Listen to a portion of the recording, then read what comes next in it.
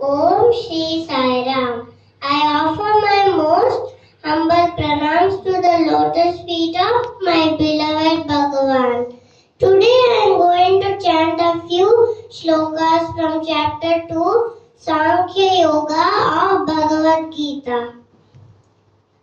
In the context of Bhagavad Gita, Sankhya Yoga refers to the path of knowledge, self-realization, and understanding the nature of reality. Om Shri Paramatmane Namah. अथ द्वितीयोऽध्याय सांख्ययोगः संजय उवाच तं तथा कृपयाविष्टम् अश्रुपूर्णाकुलेक्षणम् विषीदन्तमिदं वाक्यम् उवाच मधुसूदनः श्रीभगवानुवाच कुतस्त्वाकश्मलमिदं विषमे समुपस्थितम् अनार्यजुष्टमस्वर्ग्यम् अकीर्तिकरमर्जुन क्लैब्यं मास्मगमः पार्थ नैतत्त्वय्युपपद्यते क्षुद्रं हृदय दौर्बल्यम् त्यक्तोत्तिष्ठ परन्तपः अर्जुन उवाच कथं भीष्ममहं सङ्ख्ये द्रोणं च मधुसूदनः इषुभिः प्रतियोत्स्यामि पूजार्हावरिसूदन गुरून् हत्वा हि महानुभावान् श्रेयो भोक्तुं भैक्ष्यमपि लोके हत्वार्थकामांस्तु गुरूनेव भुञ्जीय भोगान् रुधिरप्रदिग्धान् न चेतद्विद्म कतरन्नो गरीयः यद्वा जयेम यदि वानो जयेयुः यानेव हत्वा न जिजीविषामः ते स्थिताः प्रमुखे धार्तराष्ट्राः कार्पण्यदोषो पातस्वभावः पृच्छामि त्वां धर्मसम्मूढचेताः यच्छ्रेयस्यान्निश्चितं ब्रूहि तन्मे शिष्यस्तेऽहं शाधि मां त्वां प्रपन्नं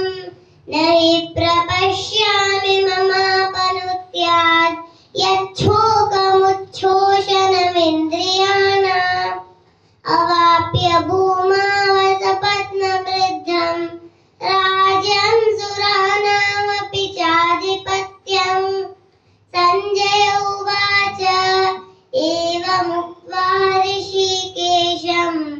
गुडाकेशः परन्तपः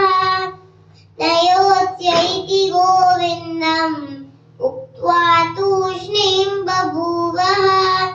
तमुवाच ऋषिकेशः प्रहसन्नेव भारत सेनयोरुभयोर्मध्ये विषीदन्तमिदं वचः श्रीभगवानुवाच अशोच्यानन्वशोचस्त्वं प्रज्ञावादांश्च भाषसे गतासूनगतासूंश्च नानुशोचन्ति पण्डिताः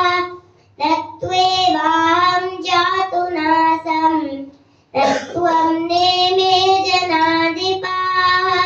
न चैव न भविष्यामः सर्वे वयमतः परम् देहिनोऽस्मिन् यथा देहे कौमारं यौवनं जरा तथा देहान्तरप्राप्तिः धीरस्तत्र न मुह्यति